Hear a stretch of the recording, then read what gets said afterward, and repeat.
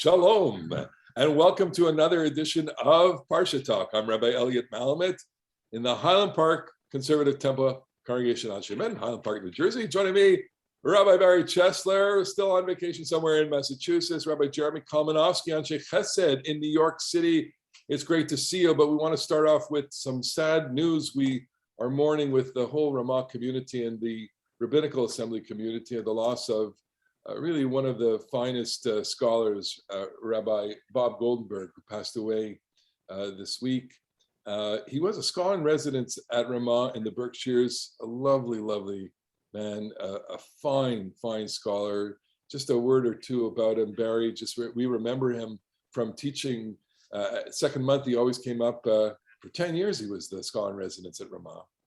Yes, he was really, what I admired about him is that he was a very clear thinker. He had this great ability to explain things in the way that you would get it, which, as you know, in Talmud is not always so easy to do. And he was very soft-spoken, and he was just an all-around great guy. I also had a connection with him from the Schechter School because he was on one of the committees I was on for a couple of years at the beginning of my tenure there. And again, he really distinguished himself for clear thinking and being able to move things along well.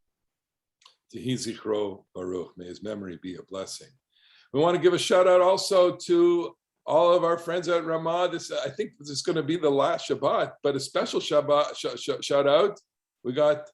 Well, actually, we're recording this a little bit early, so my kids will have already departed from camp, but this is the you guys are hearing this just before your final Shabbat. This kites Alpayim Esrim Bechad, and we're all wearing Ramah t-shirts. We're wearing our Ramah swag shirts today. Beautiful. Well, we have an amazing parsha this week. We should get a t-shirt. How amazing is it? This is an amazing parsha. It's not the most mitzvah-dense parsha in the Torah. That would be next week. But Shoftim v'Shoftim, it gives us a few emblematic verses. We should just kind of touch a couple of those. Starting off, we'll just get warmed up here with Shoftim v'Shoftim titen lecha. You should have judges and magistrates in you. And then, of course, the Torah goes on to say, tzedek tirdof. What do you think the double is? Why do you think the? I like the rabbinic midrash echad ladin v'echad lapshara. But I think the repetition. Translate. Okay, I'm sorry. Yes, one tzedek, one word means justice, pure justice, a verdict of guilty, not guilty. A second word, tzedek, means pshara.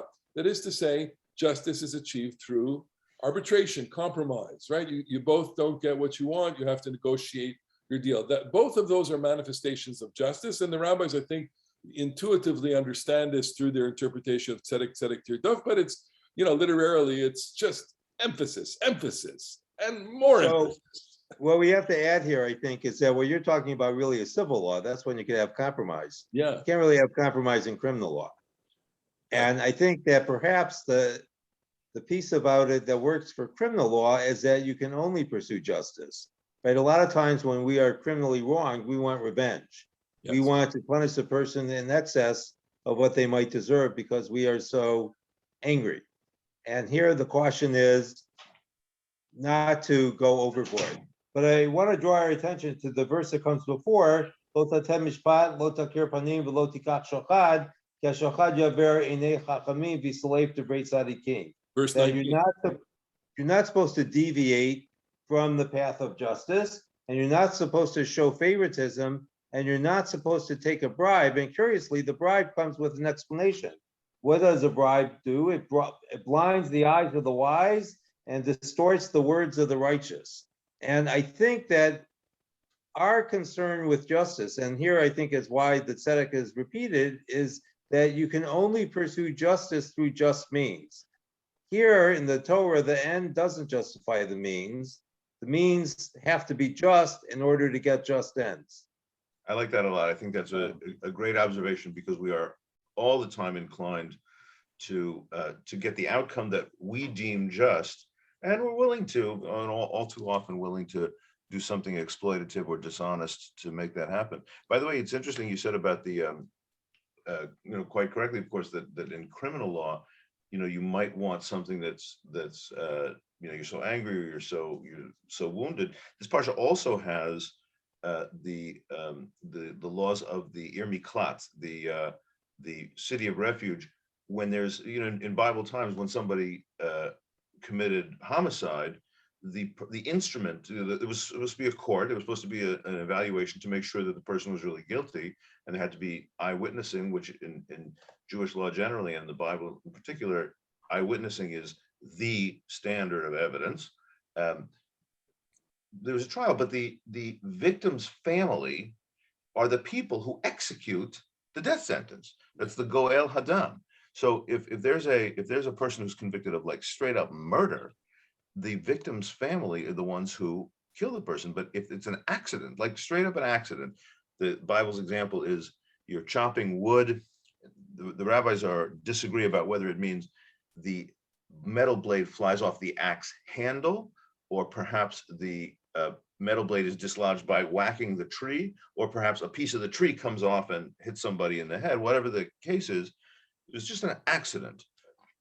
Then the person who committed the homicide is not worthy of the death penalty, but they have to have some kind of penalty, and they have to go to the Ir Miklat, the city of refuge. And the Goel Hadam, the victim's family, cannot kill them. And if they did kill them, then that would be murder. But if the person leaves the Ir Miklat, if the manslayer leaves the city of refuge, then they're fair game for the Goel Hadam. I mentioned this before, I think, in one of our talks, that I think Cain really, falls into that paradigm of a manslaughter because he has to live in exile. I think Moses also is a manslaughter because he in the end leaves Egypt and goes to exile because Pharaoh is going to seek revenge for having killed an Egyptian taskmaster. So there are hints of this already in the Torah, and hints of the fact that someone has a claim on you. What I think is unique about the Ir Miklat, the cities of refuge, is that it validates this claim, but it also protects this because, as we know, accidents happen in life. Terrible things happen. Go ahead. Right, and also in the discussion in Mato Mase at the end of the book of Numbers, where we have the full-blown description of the Ir Miklat, it's clear that the laws are also designed to protect the land. Yeah. And what's important, I think, that we sometimes lose sight of is that the land almost has the status of a person in the Torah, that how we treat the land is going to affect how the land treats us, and our ability to sustain ourselves, or for our ancestors to sustain themselves on the land, is predicated on their just behavior, because the land takes everything, as it were, to heart and responds according to the way the Israelites behave on top of the land. So that's a good way to connect to another main passage in our amazing Parsha, which is the Hebrew king, the Israelite king, Ki tavo el haaretz, when you go into the land. And so the Parsha is really talking about, I think in general terms, ways of governing the land. We saw that with the first part with justice. The next part deals with how you adjudicate matters. And here you have a sovereign, you have a king. The king, as we know, comes out of the desire of the people. This really is the great plot of the book of Samuel, where they want a king. They want to be like everybody else. And Samuel is really, really annoyed with the people for wanting why are they going to deny God here? Why do they want to be like everybody else? And you see within the book of Samuel, they're trying to work out these issues, but you're going to get a king. Som tasim alecha melech, verse 15, place upon yourself a king who will be chosen by God, mikerav achecha, from among your brethren. And then we get a series of rules that limit the king's power. I wonder if you could just go into that and maybe some other facets of the Hebrew king. Jeremy, you want to? Sure. Is it a constitutional checks and balances for this king, or what do you have to say about it? Well, coming from as you do a common monarchy, constitutional monarchy. Constitutional monarchy. By the way, it's interesting. You pointed out that the Torah says "Som tasim alecha melech," and that and that you shall surely place, that doubled verb, som tasim, typically means this is exactly what you should do. And it's a point of emphasis, like perhaps tzedek, tzedek. But there's actually a classical, Talmudic debate whether it says, when you come to the land, if you say, let us be like all the other nations, then you can appoint a king, or it means appoint a king. Like, is it a directive to do this? This is a good thing, or is it, as in the story of Shmuel and Shaul, a concession to the people's foolishness? Like, they really shouldn't do this, but if they're going to do this, I tend to view it in that latter way. Like, the better thing is, in the Bible's mind, the better thing is prophetic leadership. You have Moshe, you have Kohanim, who dispense out, Torah.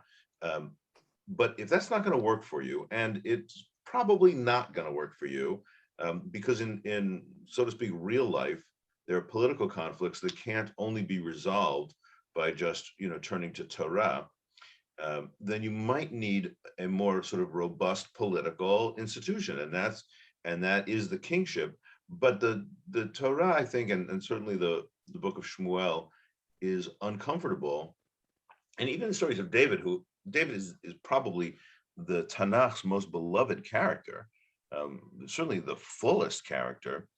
The Bible also doesn't shy away from noting that kings, they're greedy, they're self-aggrandizing, they tend to like other men's wives. They make alliances that are suspicious. So that's true even of David and Shlomo, who are on balance very beloved characters. So I think that Devarim is saying here, listen, you may, in fact, in the necessity of managing a state among other states, you're going to have rival countries. You're going to have to negotiate with the powerful Egypt and Mesopotamia and everything. You may need a king, but I got to tell you got to watch out that the king not have too many wives, not accumulate too much money, not accumulate too many horses, and especially, most important, the king should be forced to write his own Torah. He has to write the Torah and keep it with him, because the Torah is going to keep the king on as you said, the constitutional monarchy, the right path, and not be a despot. Because kings tend to be despots, but the Torah wants a king who is ultimately loyal to this religious system. I think that this is such a fascinating passage, especially the last part that you mentioned, which is, verse 18, v'chatav lo mishneh Torah hazot et mishneh Torah hazot. He has to have a copy of the book in his garment, like, apparently the legendary Supreme Court Justice Thurgood Marshall always walked around with a tattered copy of the Constitution. And even a Supreme Court justice, has to consult the Constitution from time to time, actually in the document. I'm just wondering, Barry, if you have any kind of reflections on this it's also in terms of the limitation of powers, or what kind of state is Deuteronomy trying to project to us? So I think the central religious problem, and we were talking a little bit about this before we started recording, has to do with certainty and uncertainty in our religious and political lives. The monarchy as an institution stands for certainty. Certainly the way it played itself out in the kingdom of Judah, you always knew who the next king was, because it was the eldest male left after the previous king had died. In the northern kingdom, they had a problem with succession. The best way to become the king in the northern kingdom was to kill the previous king and then take the mantle for yourself. And I think what we have here is that the people want certainty, and that's with the king, because you know who the king is. God wants the charismatic leader. He wants to be able to choose the leader, and he wants that leader to be recognized by the people, and that's very difficult. It puts a tremendous burden on the people who are looking for certainty.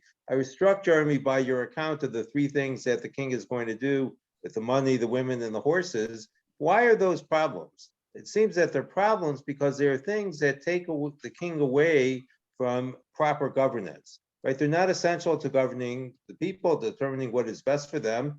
There are things that the king does for his own personal aggrandizement. And that's the problem. One last point here is that two of the great charismatic leaders in the Bible are Moshe and Samuel. And in a sense, they show the limits of charismatic leadership because of the problem of succession. So Moses was able to appoint Joshua to transfer his charisma as a word to Joshua with God's blessing. Shmuel had a problem because his two sons did not live up to the hereditary standards that we expect of a leader. And therefore, the king has to come almost as a result of the failure of Samuel as a person to fulfill his leadership responsibilities. So I think the succession of the king thing is very interesting, and we know that in real life too, but there in the Bible also there are rivalries. You remember when David dies, Shlomo and Adoniah are fighting over, and some people go with Adoniah and some people go with Shlomo, and Bathsheba comes in with a brilliant answer. She reminds David on his deathbed, you remember when you promised that Solomon would be the king, but it never said that anywhere. She's a very clever woman.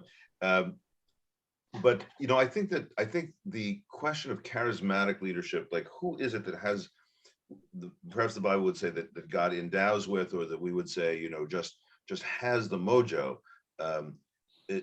People's children often don't, right? Moshe has children, but Moshe's children don't have any kind of role that we know of, and Shmuel's children don't, and Shaul's children, Jonathan, it's very interesting when Jonathan in the Haftarah for Machar Chodesh, which we read when Rosh Chodesh falls on a Sunday, not this week, because we're going to read the consolation Haftarah instead, but it's true this week that Rosh Chodesh comes on Sunday,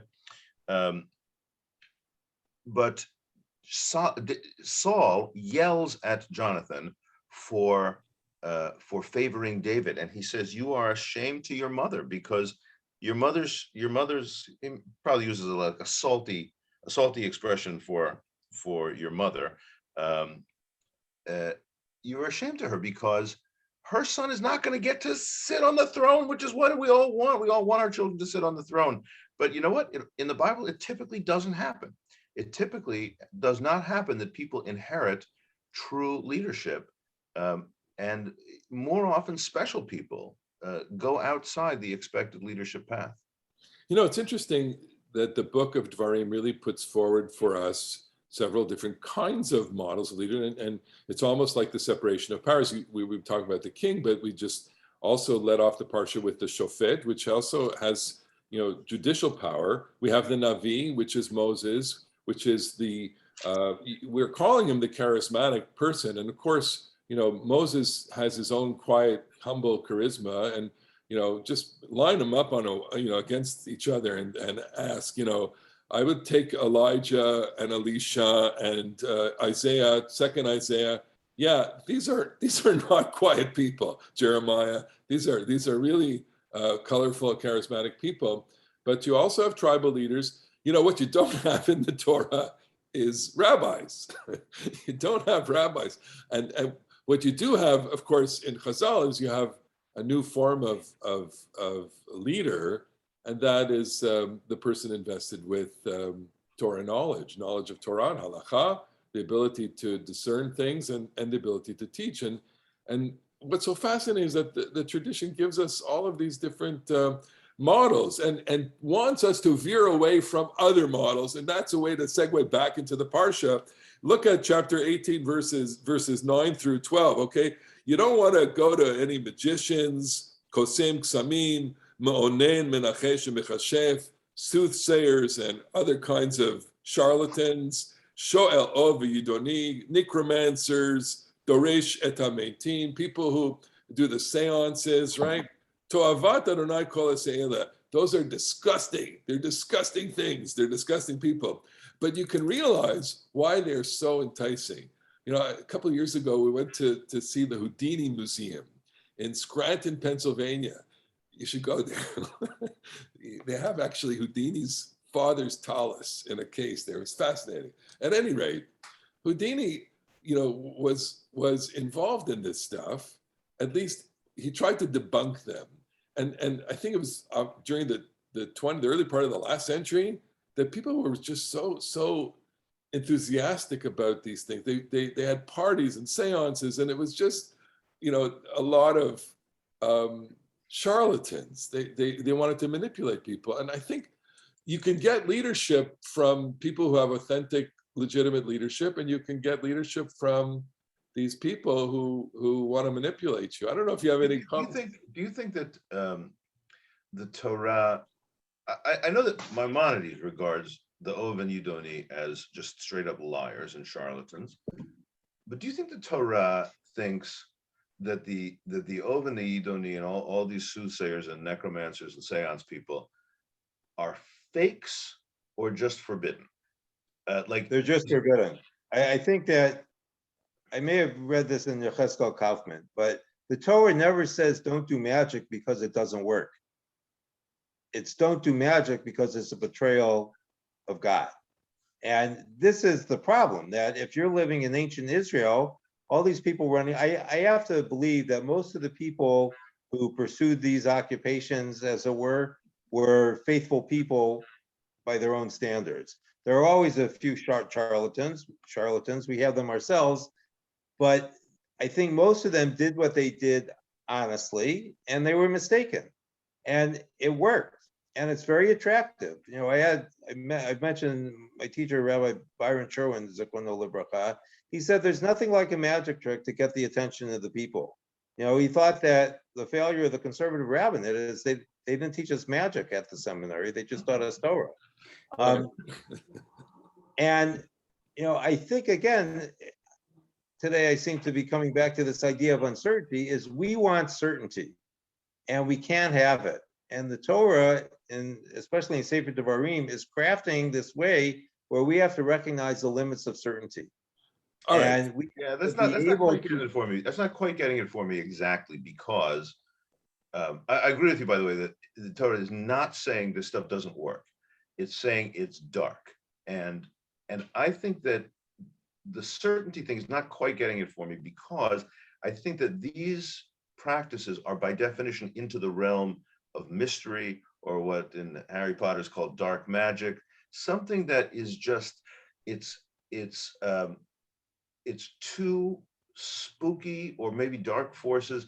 And I think that the Torah, rather than seeking to direct us for knowledge to the realm of the dead, into the realm of darkness, wants us to look at the light, and wants us to look for a Torah teaching that is illuminated and illuminating and unmysterious. I do think for myself as a religious person, I need some mystery.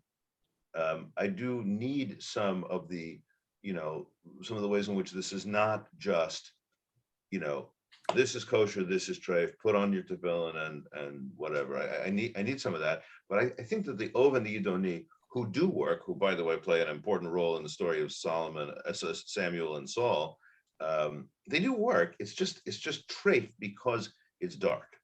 So it's interesting. I'm thinking of the fact that magic and folk magic really accompanies Judaism throughout Jewish history. If you look at the movie The Dybbuk, I mean, it's such a beautiful, gorgeous depiction of this kind of thing, where you are trying to exorcise a demon from the characters there, and it's just so haunting. And of course, this captivated the imagination of the simple people, and even more sophisticated people. It was always like the Kabbalists and some of the Golem, the Maharal of Prague. He put the divine name in the Golem.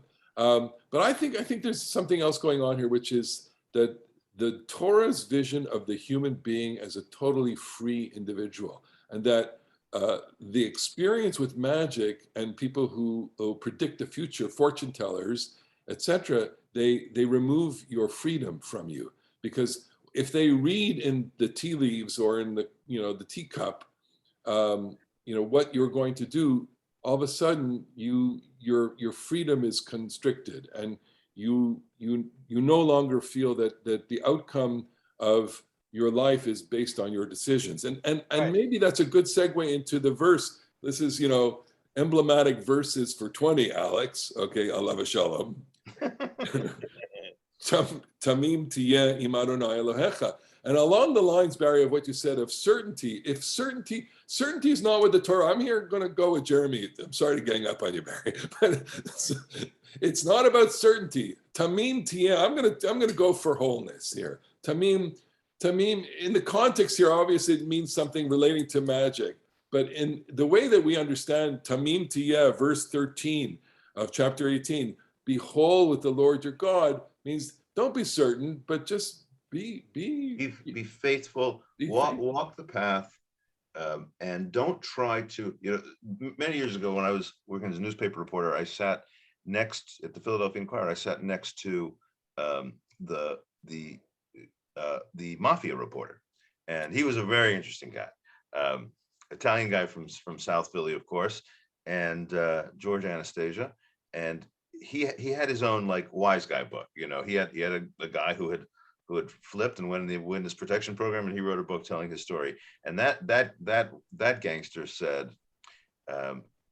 everybody, you can't basically say you can't cheat an honest man only when people are trying to get ahead, trying to somehow put one over. If you're trying to scheme, then you're vulnerable to schemes. Tamim tiyeh im Adonai Elohecha to me means just be a human being and don't try to access this superhuman set of knowledge. Okay, I think it's a little more than that. And here I think perhaps the pshat helps, because the follow-up of the verse is that the land you're going into, all the nations are doing these things. Yeah. Right, they're listening to the Kosmim and the Ma'onanim, and it's working for them. But it's not your path. It's not what I have prescribed for you.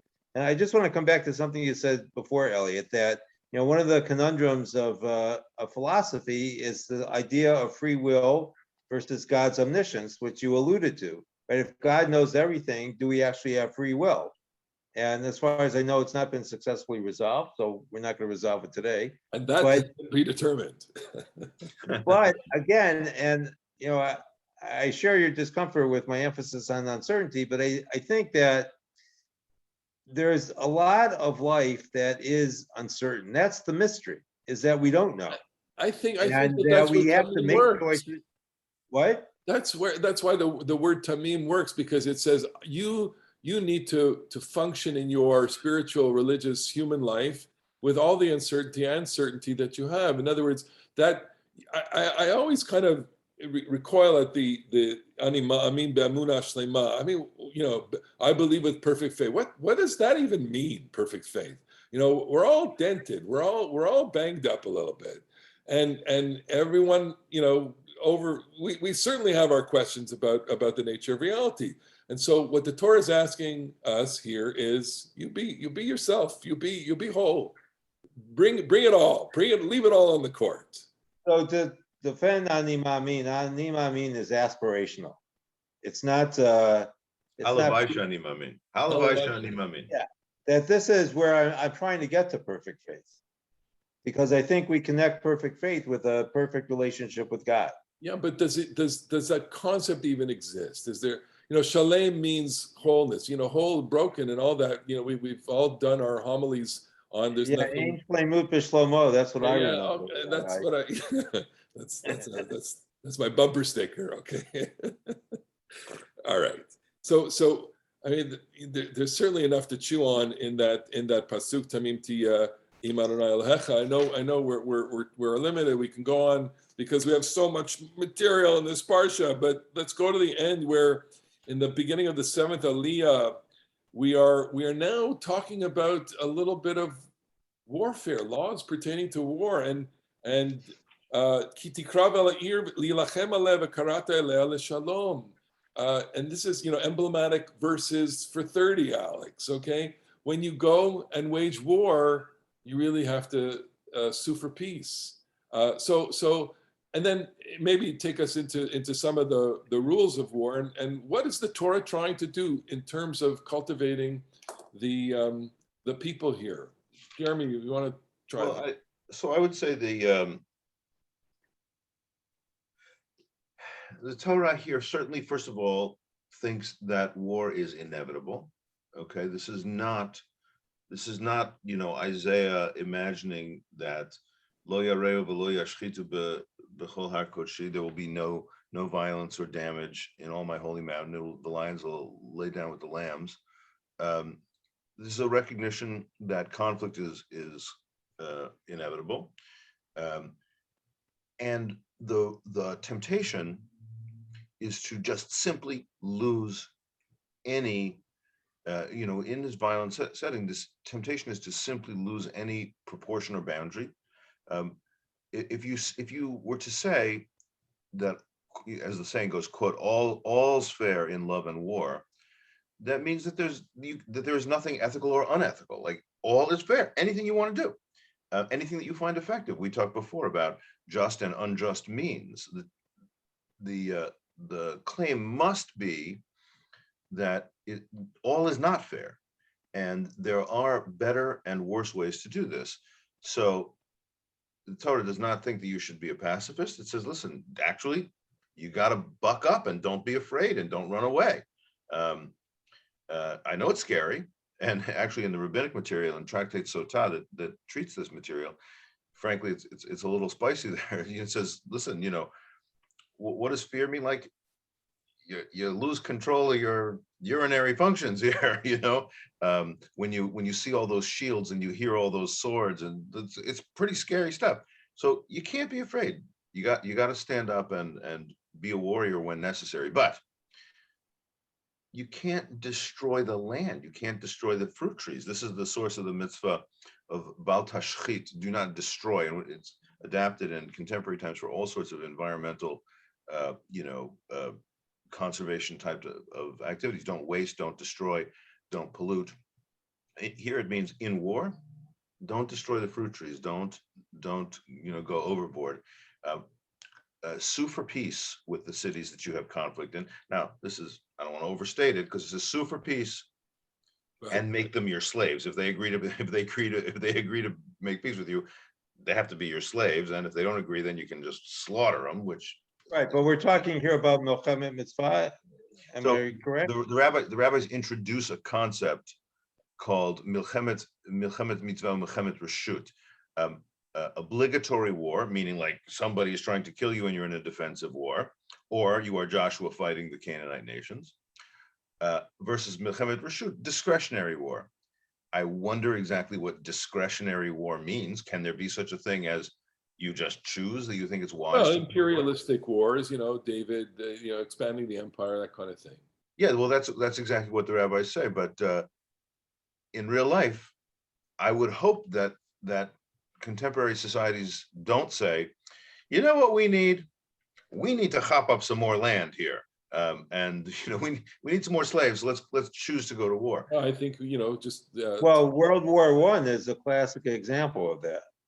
What about Ukraine, Crimea? These are not obligatory. Anyway, but the point. So, the point is that the Torah is trying to restrain what might otherwise be an anti-ethical or a non-ethical zone by introducing other ethical questions, and they include who you fight, the methods by which you fight, and who is on your army. Because we have the very interesting passage that they get the speech: whoever has betrothed a bride but not married, whoever has planted a vineyard but not harvested with proper following the rules and everything, you go home because you don't belong here. Which I think is you are likely to in your and otherwise, if you are afraid, you are likely to sap the courage of your fellow soldiers. So get out of here. Yeah, I mean, these rules and laws are important to us, and in a way we come to them with a certain kind of handicap, because none of us has ever put a uniform on, served, and that's, although we know people, and plenty of people in our congregations certainly have been veterans and are active in the military right now, and of course, and I'm thinking about talking about these rules and having this conversation with our friends in Israel for whom this is a daily reality. I mean, we are recording this on a day after some rockets were fired on Israel from the north, and what kind of response which would be ethical, proportional, and also, significant, send a message saying like, don't mess with us, basically. And what our legitimacy is in talking about these things. These are really complicated questions. But I'd just like to add two things here. The first one is that I think war as a human experience is most closely identified with chaos. And the Torah reminds us that even in chaos, we need rules. And the second thing, to follow up on what Jeremy said, is that I think the Torah's great concern here is that human beings not descend into wanton cruelty. And we have to remember the purpose of the war, ultimately, or our goal in war is to kill people. And it's hard to dress that up and say, well, there's a good way to do that and a not so good way to do that. But the Torah is reminding us that we have to be on guard, that we not actually be cruel. So I am struck by the law about the fruit tree. You can kill the person on one hand, that's what war is about, but you can't starve them out because that would be cruel. You can't cut down their fruit trees so that they have to come to you because that is cruel. so And that I think, yeah, go on. no, I was just going to wrap it up, but you do your last statement. So I think that, in the context of the Parsha is really trying to put forth a golden mean for us, that we can go too far to the left, too far to the right. We have to stay on the path that God has, in the image of the Torah, has created for us so that we can do what we can do as God's humble servants. That's very interesting. That language is in the Torah. Lo tasur min hadavar asher yagidu lecha yaminu small. Back on chapter 17, verse 11. Don't veer from this to the right or to the left. I think that's a good way to summarize here. We are trying to carve out the path.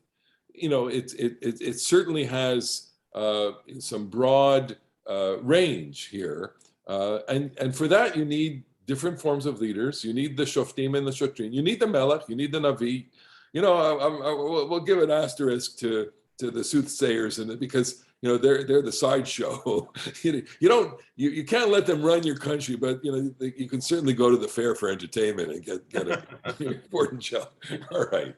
Anyway, with that, we want to just conclude and say to our friends at Machaneh Ramah and to the people that have been broadcasting us for these last many weeks, thank you so much. Thank you for hosting us on the Ramah Network, the Kol Ramah Network, where we have many dozens of supporters and fans. We so appreciate your tuning into us, and thank you to all of our listeners and viewers who watch us from week to week. We are so humbled by your continued enjoyment of Parsha Talk, and we look forward to seeing you on another amazing Parsha next week. Shabbat Shalom. Shabbat Shalom. Shabbat Shalom.